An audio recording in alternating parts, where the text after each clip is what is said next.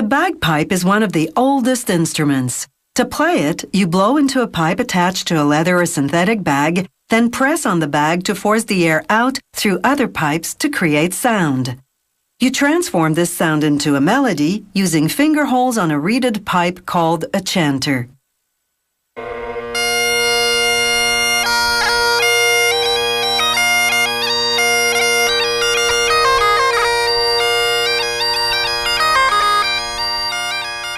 They start by carving a 20-centimeter long block of wood, rounding it to a diameter of 4.5 centimeters.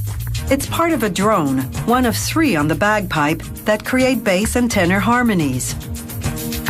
They drill a hole that will later become an air channel.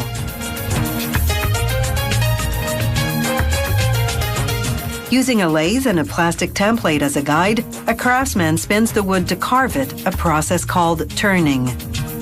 The lathe has a stationary carbide-tipped cutter, strong and precise enough to cut this hard African blackwood. It's a very heavy and dry wood, perfect for turning. For more intricate decorative cuts, he uses a handheld device called a combing tool. Next, he uses what's called a parting-off tool to make additional decorative grooves. He measures these grooves using a caliper to ensure they meet the specifications of the design.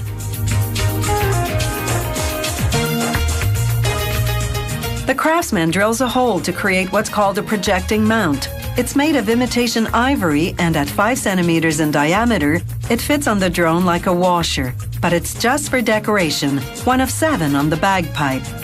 He adds a metal component called a slide, also for decoration. Next, he turns what's called a blowpipe.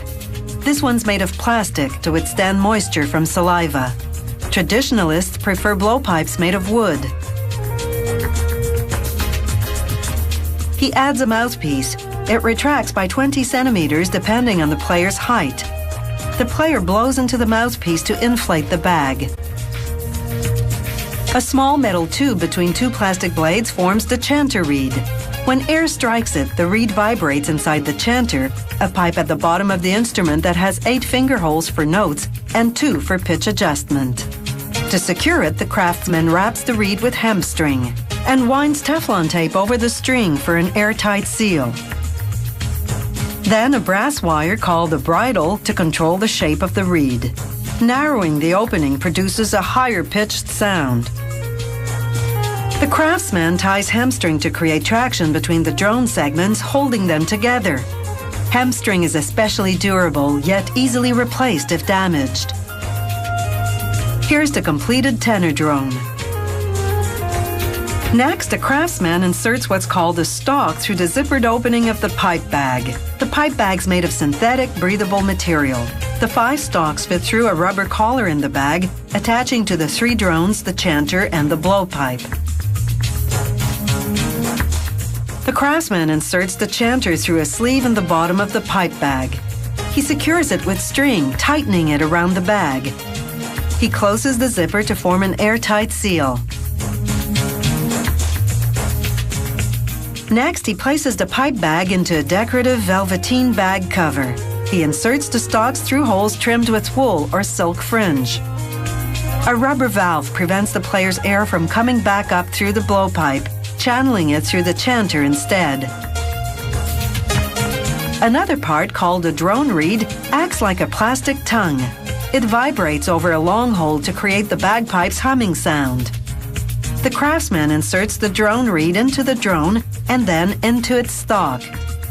Wool cords keep the drones in place while the player plays. Finally, the craftsman fits the chanter reed into the chanter, then slides it into its stalk. A bagpiper must have a strong set of lungs because some songs can run for 20 minutes. Now that's long-winded.